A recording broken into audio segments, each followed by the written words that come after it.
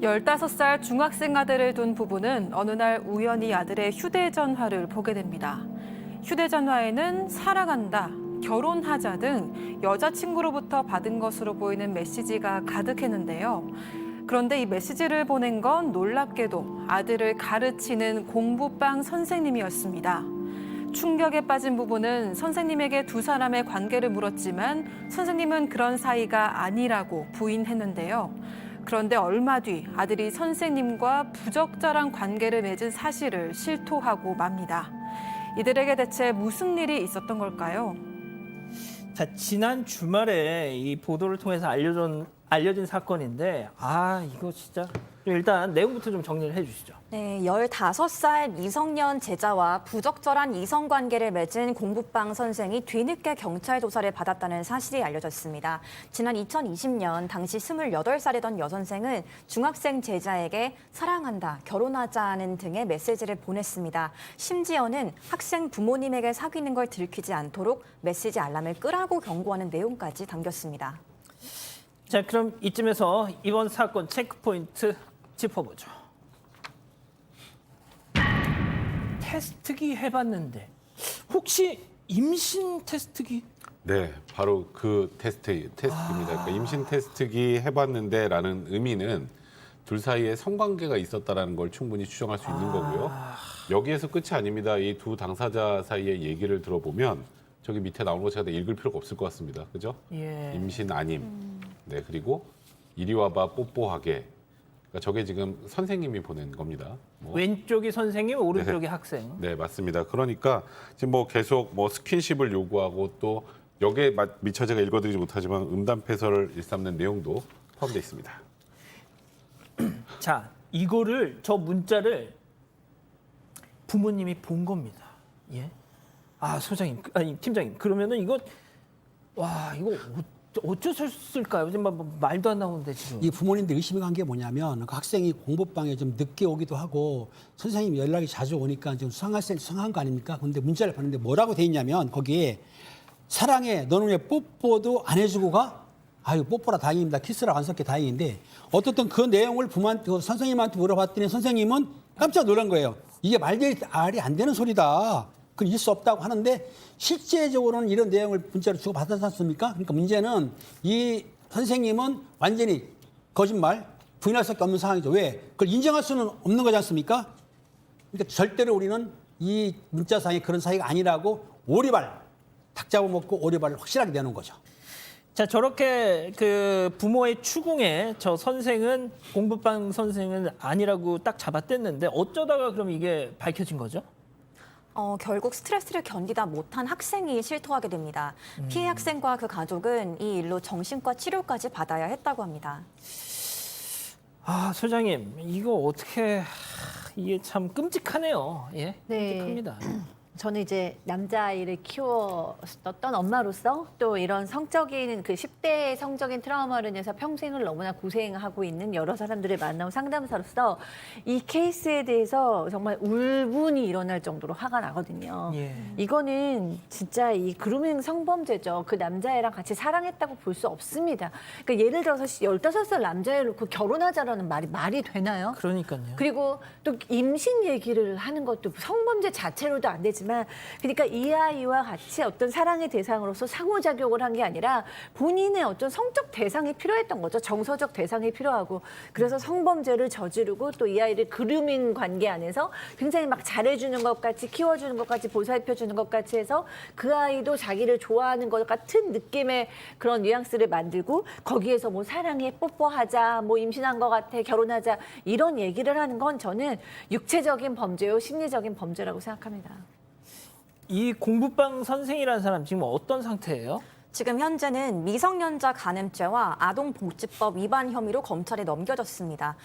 그런데 피해 학생 부모는 선생이 정말로 잘못을 시인하고 있는 건지 좀 묻고 싶다면서 집행유예 1년 아니면 불구속으로 수사가 그냥 끝나는 건 아닌지 굉장히 불안 속에서 살아가고 있다고 토로했습니다.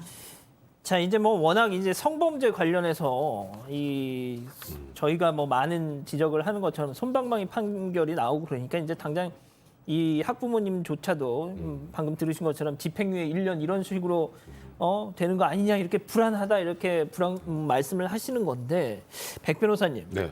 그렇게 넘어가면 안 되잖아요. 이거. 그렇게 넘어가진 않을 겁니다. 이게 일단은 제가 2020년 사건이라고 그러셨잖아요. 예. 아마도 5월 20일 이후에 발생한 사건일 거예요. 그 뒤로 법이 개정이 됐습니다. 예전에는 13세 미만의 미성년자와 성관계를 하는 경우 뭐 동의를 얻었건 뭐 어쨌건 간에 미성년자 의제강간이라고 해서 그렇죠. 그냥 강간적으로 동일하게 처벌을 했는데 밑에 한 조항이 추가가 됐습니다. 피해자가 13세 이상 16세 미만의 경우 가해자가 19세 이상이면 동의를 받지 않으면 처벌합니다. 그러니까 지금 이 학생은 15살이잖아요. 예. 그러니까 다른 동의를 받고 여부를 떠나서 19세 이상인 이 학습방, 공부방 선생님이 성관계를 했다면 예. 그 자체로 그냥 속칭 쉽게 말해서 강간죄와 동일하게 처벌이 되기 때문에 뭐 일단은 뭐 조금 전에 말씀하셨던 것처럼 그렇게 간단하게 뭐 집행유예니 뭐 이런 걸로 끝날 상황이 아닌 것 같고요. 예. 거기다가 지금 아동복지법 위반 부분은 아동학대입니다.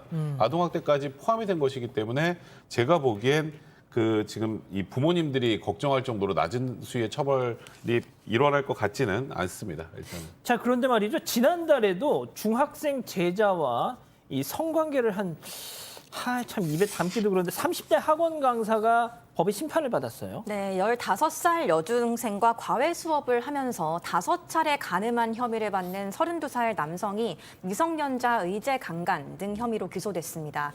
재판부는 이 남성이 아직 성에 관한 인식이나 가치관이 성립되지 않은 어린 피해자를 상대로 범행을 저질렀다면서도 다만 폭력이나 협박 등을 행사하지 않은 점과 피해자에게 합의금을 지급해서 원만하게 합의한 점 등을 고려해서 징역 2년 6월에 집행유예 4년을 선고했다고 밝혔습니다. 예. 그러니까 이 사안은 합의를 하고 처벌을 원하지 않는다는 의사를 피해자 측에서 표시했기 때문에 집행유예가 나온 거고요. 예. 그게 아니라면 집행유예 나오기 좀 어려운 사안. 아, 그렇구나. 지금 부모님들은 강력한 처벌을 지금 네, 바라고 있는 입장이니까요. 자, 소장님. 네. 그런데 이제 앞서 저희가 이 그 문자 메시지 내용도 잠깐 보여드렸지만 거기서도 일단 이 학생도 약간 네. 그 상황을 그때만큼은 네. 약간 뭐 이 상황을 좀 뭐 이러는 뭐 이렇게 네. 주고받는 모습을 잠깐 보이긴 했습니다만 네.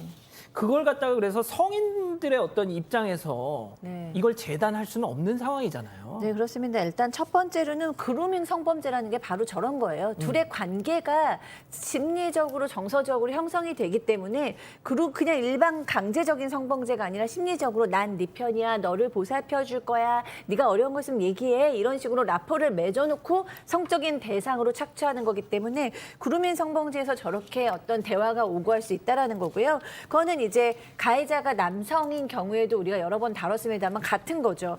그리고 또 하나는 그 내용도 문자 내용도 잘 보면 남자아이는 또 중학생답게 약간 당황하면서 그 문자를 보내는 게 뭐 돼지야 뭐 이렇게 하고 임신 뭐라고 뭐 이렇게 얘기하고 좀 당황하는 느낌이 예. 있거든요. 그렇기 때문에 그 15세 남자아이면 사실 성적인 걸 알 수 있죠. 그러나 이렇게 호기심에 의해서 성 경험을 한 것과 성범죄, 그루밍 성범죄의 대상이 돼서 충격을 받고 죄책감을 느끼고 그런 경험을 한 거와는 사실은 좀 정서적으로는 충격의 정도가 많이 다릅니다. 예. 소장님 하나만 더. 네. 그러니까 중학생 아이가 지금 뭐가 됐든 처음 뭐 이성과의 어떤 관계를 저렇게 왜곡된 모습으로 만나게 되면 네. 나중에 저 친구가 성인이 되고 나서도 네. 상당히 좀 여파가 있을 것 같아요, 계속. 네. 진짜 제가 사실 하고 싶은 말이 그 말이었거든요. 그러니까 남자들은 뭐 좀 이렇게 이런 거에 충격을 별로 받지 않아. 성적으로 괜찮을 거야라고 잘못된 생각을 하시는 분이 있는데 저는 상담 사례에서 중학교 때 예를 들어서 종교시설에서 누나들한테 어떤 성적 폭행을 당하는 사람도 만나봤고 또 본인을 돌봐주던 어떤 그 돌보미 분한테 성적인 그 착취를 받은 남성들도 알고 있었는데 평생을 그것 때문에 큰 영향을 그러니까 정상적인 어떤 사랑의 관계라던가 정상적으로 신뢰 관계 안에서 사랑을 하지 못했어요. 그래서 인생 전반에 있어서 큰 고통을 미치는 걸 보고 남성들의 뭐 여성들 당연히 마찬가지고요. 10대 첫 어렸을 때 특히 이 제2차 성징이 막 시작되는 이 청소년기에 이런 충격적인 성범죄의 대상이 된다는 건 너무 충격을 많이 주는 겁니다.